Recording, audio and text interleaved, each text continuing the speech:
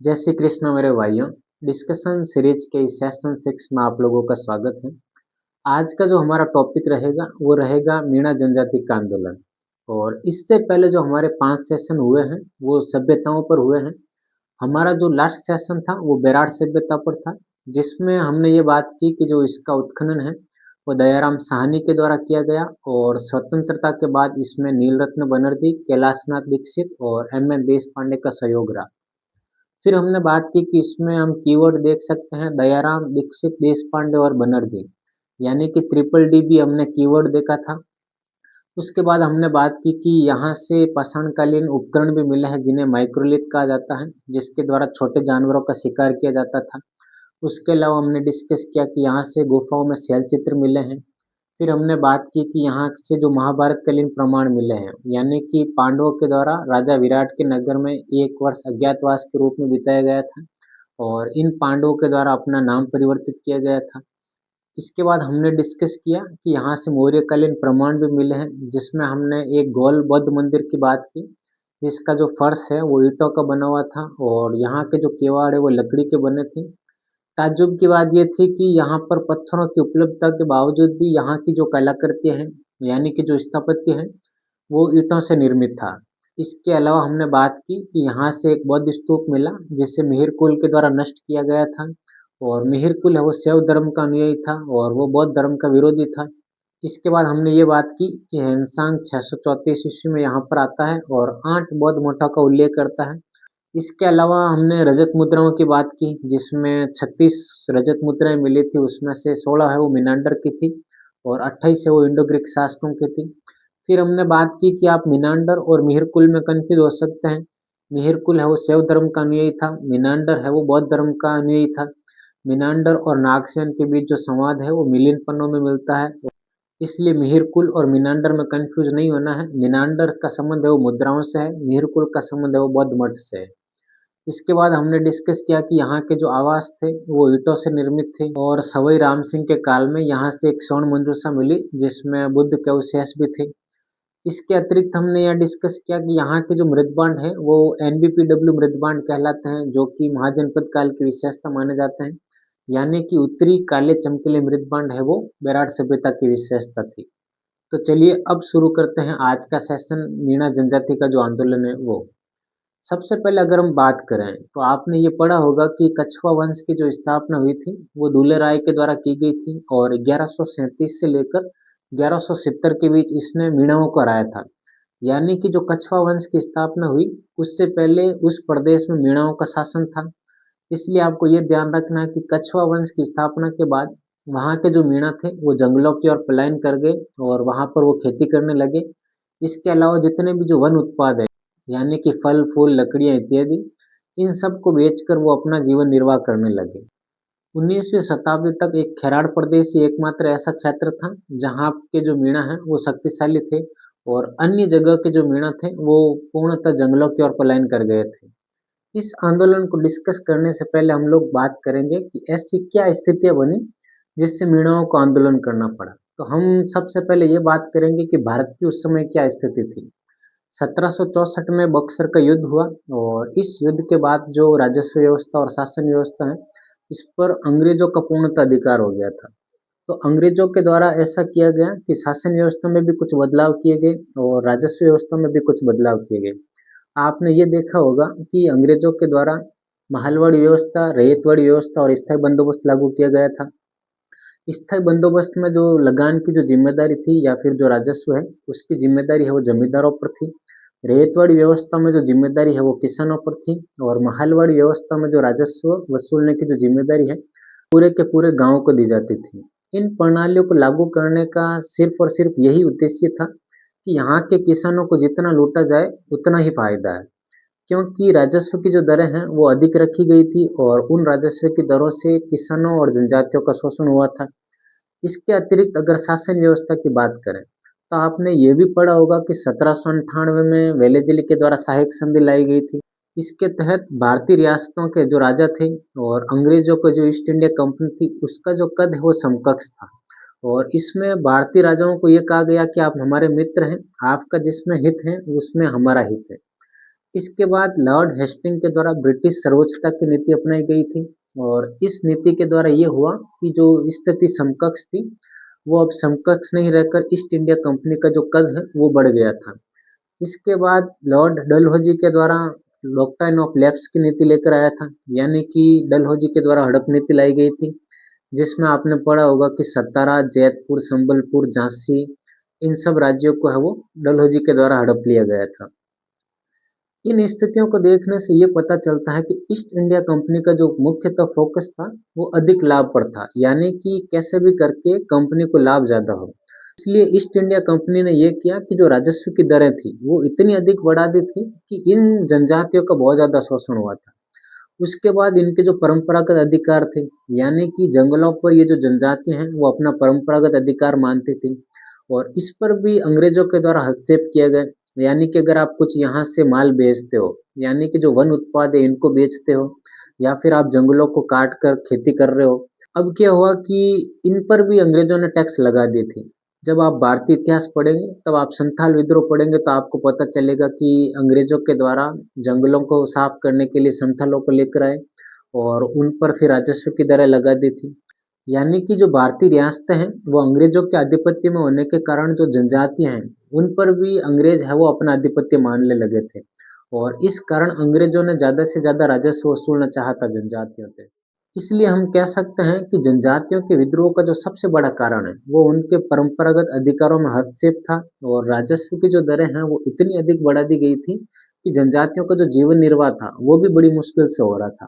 तो अब हम लोग डिस्कस करेंगे राजस्थान में जो मीणा जनजाति का आंदोलन है उसको।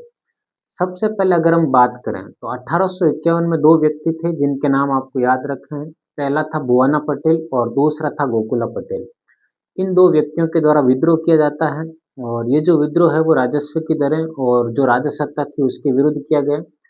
तब मेवाड़ के जो महाराणा थे उन्होंने अजीत सिंह मेहता के नेतृत्व में एक सेना भेजी थी और इस सेना के द्वारा ये काम किया गया था कि जो जहाजपुर, शाहपुरा, मांडलगढ़ यहाँ के जो जागीरदार थे, इन जागीरदारों को अपने साथ लेकर जयपुर, टोंक, बूंदी जो इसके आसपास के यानी कि जो सीमावर्ती क्षेत्र हैं यहाँ पर निगरानी बढ़ा दी थी। इसके पीछे लॉजिक ये था कि जो आसपास के मीणा हैं वो यहाँ के मीणाओं का सहयोग न करें।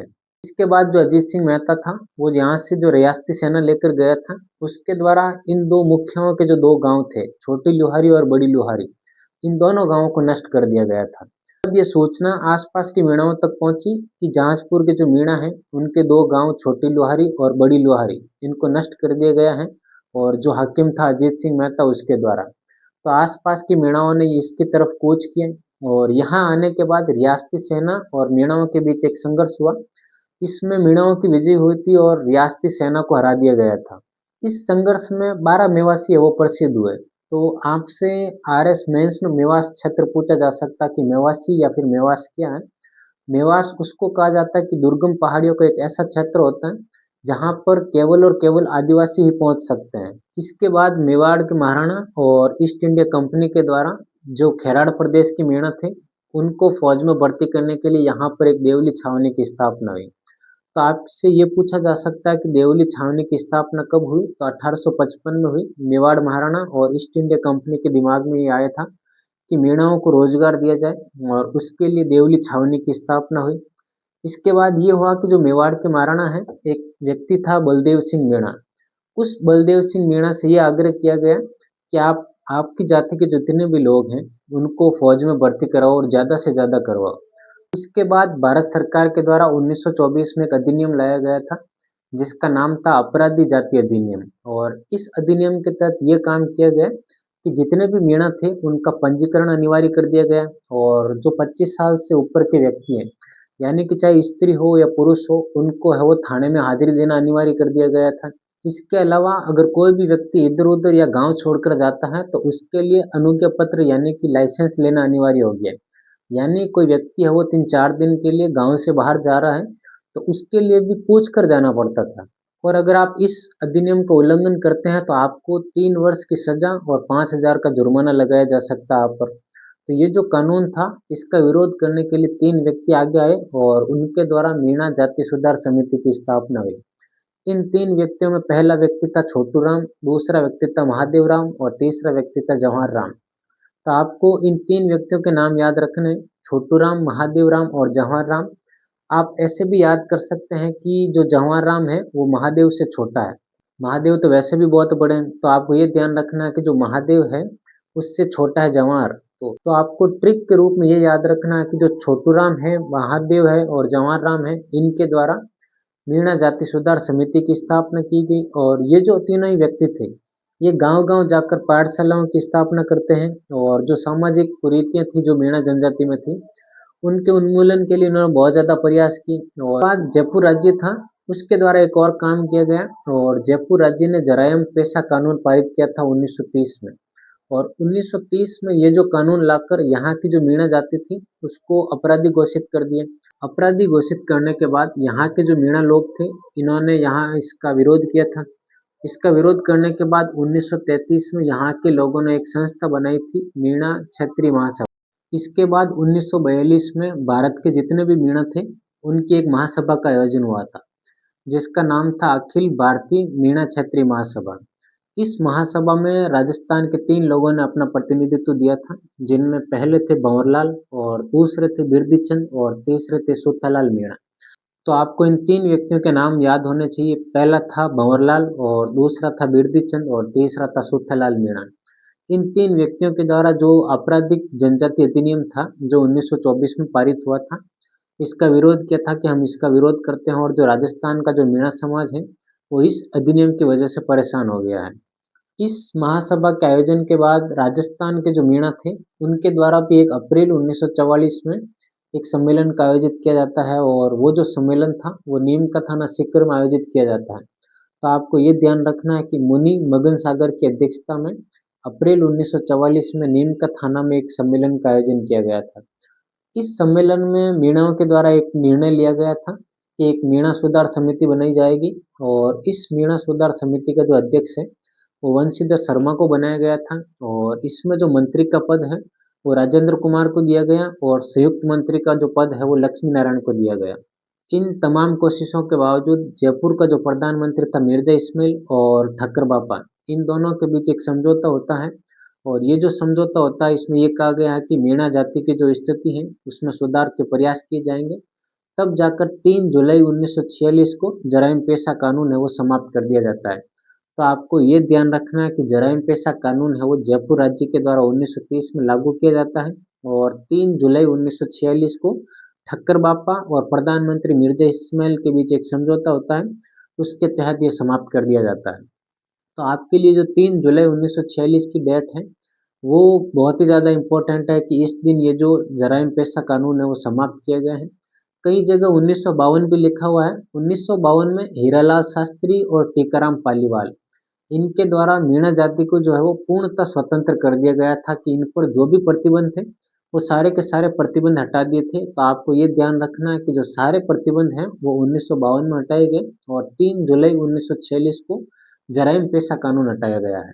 इसके अतिरिक्त अगर हम बात करें तो 28 जुलाई 1946 को जो बागावास में एक मीणाओं का सम्मेलन हुआ था, यानी कि जो चौकीदार मीणा थे उनका एक सम्मेलन होता है और चौकीदारी से उन्होंने त्यागपत्र दे दिया था। इसीलिए 28 अक्टूबर 1946 को वो चौकीदारी मीणा के द्वारा मुक्ति दिवस के रूप में मनाया जाता है। एक्चुअली मीणा है वो 2 प्रकार के थे, एक जमींदारी मीणा थे, एक चौकीदारी मीणा थे। इस चैप्टर को जब हमने डिस्कस किया तो उसकी पृष्ठभूमि में हमने देखा था कि मीणाओं को हराकर ही ढूंढाड़ राज्य की स्थापना हुई। तो जब मीणाओं के द्वारा वहाँ से पलायन किया गया तो कुछ मीणाओं को जमीनें दे दी गई थी और कुछ मीणाओं को है वो सुरक्षा के लिए रख लिया गया था। तो जो सुरक्षा का भार था, उन व्यक्तियों को चौकीदारी मीणा कहा गया था और जब ब्रिटिश आधिपत्य आया, तो ये स्थिति है वो इनके अनुकूल नहीं रही। कहने का मतलब ये है कि जब ईस्ट इंडिया कंपनी का शासन रहा, तो ये जो चौकीदारी मीणा थे, इनको प्रतिदिन थाने में बुलाकर हाजिरी देना अनिवार्य कर दिया गया था और इसकी वजह से ये जो चौकीदार मीणा वो बहुत ज़्यादा परेशान हुए और इस परेशानी के कारण इन्होंने मुक्ति दिवस के रूप में चौकीदारी प्रथा को समाप्त करके मनाया गया था। कुल मिलाकर अगर हम इस चैप्टर के सार की बात करें तो 1851 में जहाजपुर के जो मीणा थे उनमें गोकुला पटेल और भुवना पटेल थे। इन दो व्यक्तियों के द्वारा विद्रोह किया जाता है और मेवाड़ के महाराणा ने अजीत सिंह मेहता के नेतृत्व में एक उदयपुर में एक सेना भेजी थी। उदयपुर की इस सेना और मीणाओं के बीच एक संघर्ष होता है और उस संघर्ष में मीणाओं की विजय होती है। उसके बाद 1855 में मीणाओं के लिए एक देवली छावनी स्थापित की जाती है, जिसमें बलदेव सिंह मीणा की महत्वपूर्ण भूमिका होती है और उस व्यक्ति के द्वारा 3000 मीणाओं को फौज में भर्ती करवाया जाता है। उसके बाद हमने डिस्कस किया कि 1857 की क्रांति के दौरान मीणाओं ने वो क्रांतिकारियों का साथ दिया था। उसके बाद हमने बात की कि 1871 और 1924 ये दोनों आपको याद रखने हैं। राजस्थान हिंदी ग्रंथ अकादमी में 1871 में भी लिखा गया है और 1924 में भी आपराधिक जाति अधिनियम पारित किया गया है। यानी कि ट्रिब्यूनल क्राइम एक्ट है वो 1871 और 1924 दोनों में पारित किया गया। जब 1924 में यह अधिनियम पारित किया गया तो 3 व्यक्तियों के द्वारा मीणा सुधार समिति की स्थापना की गई थी, जिसमें हमने देखा था कि छोटूलाल, महादेव और जवाहरमल के नाम प्रमुख हैं। उसके बाद जयपुर राज्य ने 1930 में जराइम पेशा कानून है वो पारित किया गया था और जयपुर की जो मीणा जनजाति थी उसको अपराधी जनजाति के रूप में घोषित किया गया था।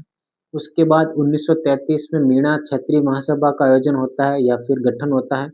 इसके बाद हमने डिस्कस किया कि 1942 में अखिल भारतीय मीणा क्षेत्रीय महासभा का आयोजन होता है दिल्ली में।